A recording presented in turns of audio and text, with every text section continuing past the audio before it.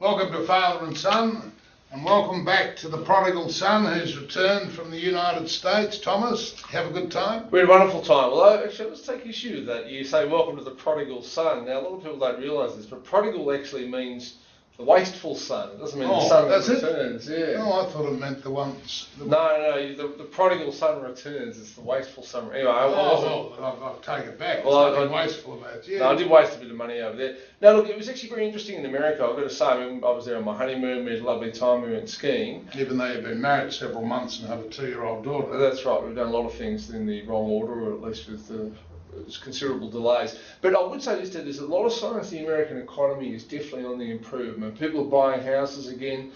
Car sales have gone through the roof. Even though petrol in America, by their standards, has become very expensive. It's very cheap by Australian standards. Yeah, well, but here's something that's interesting. They're all complaining over there because petrol's gone to $4 a gallon, and that's about $1 a litre. And of course, 10 years ago in Australia, it was $1 a litre, and the then Prime Minister John Howard stopped the petrol excise from increasing because he was worried about the political problems associated with $1 a litre.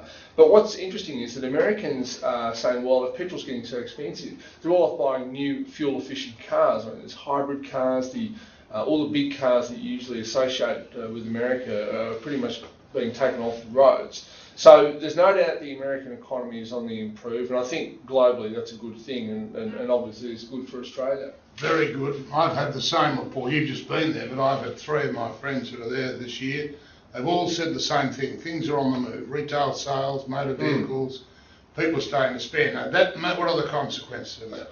Clearly, the US dollar will start to rise and the Australian dollar should fall. Yeah, look, we've already seen a bit of that. I mean, a couple of months ago, the Australian dollar peaked at around $1.10, $1.11. Yesterday morning, it was 103 US cents. Actually, it had slipped to 102.5. It's actually now back up to 104.5 because, of course, we saw yesterday the March quarter unemployment data came out, and it's got to be said it was probably better than expected. I mean, national unemployment... Except in Victoria. Except in Victoria. So nationally unemployment's 5.2%, but in Victoria it's risen to 5.8%.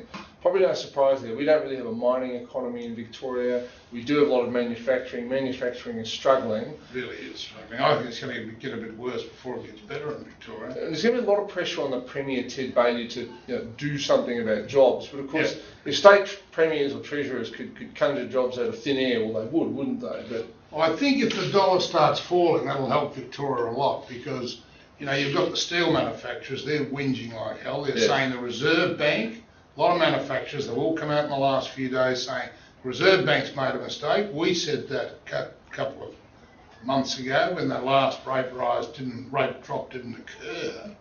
I'm convinced they've got to reduce interest rates or there's going to be more jobs lost. Well, sadly, I think the jobs are going to be lost. In fact, the way the Reserve Bank tends to do things, they tend to do it by looking in the rear vision mirror. I think that we'll see the jobs being lost, as we're already seeing in Victoria, and only then will we see rates being cut. And sadly, that'll probably come too late for a lot of people. Well, it'll come next month, surely they're going to cut it next month. Well, I just don't know. I mean, look, the Reserve Bank can't do things for specific states. It's got to do things for the whole country. And with unemployment at 5.2% nationally, with inflation at around 2.5%. The retail sales are down. Well, but arguably the Reserve Bank will say, you know what, maybe the settings... I mean, I agree with you. I think they're wrong, but I'm just saying in their wrongness, the Reserve Bank might decide to leave things on hold. Chamber of Manufacturers asked for a 0.5 point cut. That's right. Now, they won't do that. They'll do a quarter, I think. Anyway, it was good news for mining companies this morning because in breaking news, Bob Brown, the leader of the Greens in Canberra, has decided to resign. He's resigning Great news, not only for miners, for everybody. Well, I think the carbon tax has already been passed, so that's not going to go away now. But no reason yet given for his resignation. How old is he? He's over 70, isn't he? I think he's 75 or 76, whatever he is. He's as old as that. He's pretty cranky old man. He is now. We don't know who'll take over. I mean, I have no idea. He's resigning from the Senate as well. Resigning from Parliament or the Senate, resigning as leader. Now we don't know how do the Greens select their leader. I mean, I've got no idea. Is it done by the members? Is it done by a ballot of just the elected officials? I think they'll be wiped out after the next election. Well, they could well be. I think Christine Milne will probably take over as leader unless they decide to go with the much younger Sarah Hanson, appropriately named Sarah Hanson-Young. But Bob Brown, to give him his due, A, he stuck to the course on the Greens, but B, he was a man who was prepared to negotiate and compromise to an extent. I just don't know if... Well, he set he's made sure Julia Gillard cannot win the next election. Well, that's true, but in doing so, he has got the legislation he wanted, which was carbon tax. Now, Tony Abbott, of course, will probably just overturn all that. In fact, I was on... Probably will. Well, he will. I was on TV last night on Channel 10, and there was a rumour that Clive Palmer, he's one of our living national treasures, he's also a mining magnate. What a joke, I gave him that title. It's a strange award for him, but apparently he's been having these secret meetings with, well, they're not secret now, but with Joe Hockey, the shadow treasurer. I can only imagine it's to do with how the mining tax might be dismantled and possibly the carbon tax. So anyway, it's probably good news for the economy, and that's the end of Bob Brown. Yeah, that's outstanding. Well, I hadn't heard that, so that is breaking news. You always get it here on Father and Son, and I'm delighted, to say the least. I think he's a shocker, Bob Brown, and it'll be very interesting because when a senator resigns, the Premier of the state usually appoints the next senator. Well, yes, but they, under the convention that came out, I think it was in the 70s, it has to be someone from the same party. Exactly. So exactly. The Greens have got to find, well, I'm sure they won't have a problem, but they will have to nominate someone else. Which will be approved by the Tasmanian Parliament. Yes.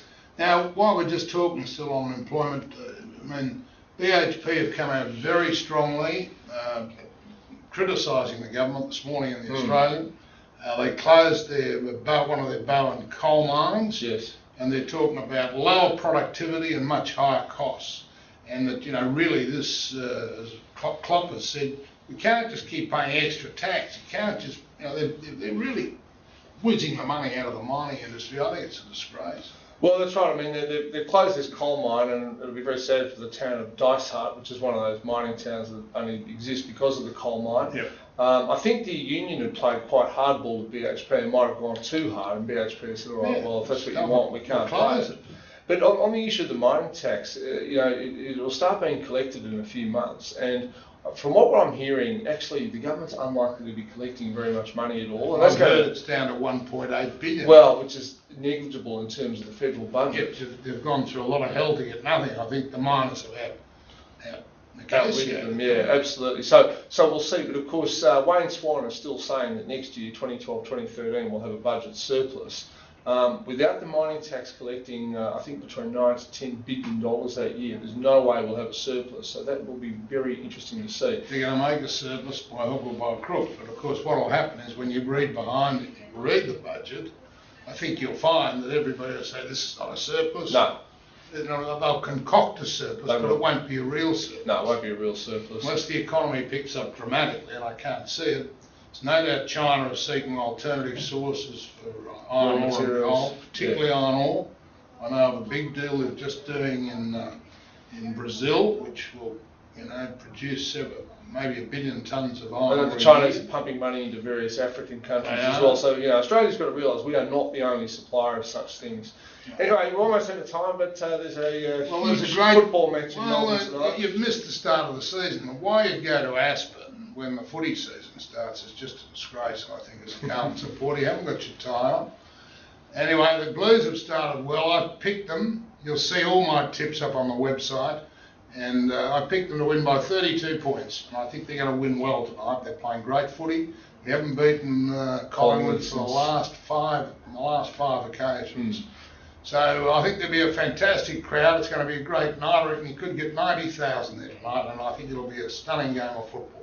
All my racing tips for the big Sydney meeting will be up on the website today. A few shorties are going to win. Of the 4 I picked last week, I've got 2 winners, a second and a third. Put another 5 up for tomorrow. And you've got to remember, in these big race meetings, this is the Sydney Carnival, the short price favourites win a lot more because the best horses win the races. And the best way to get round that is to either take doubles or quinellas. That's how you get a pay-up. All right, Tom, well, it's lovely to have you back. We're both going to the game tonight. We'll be able to give you a full report. I just reckon either Juddy or Murphy will be best on the ground. Well, they'll need to move. They will. See you all next week.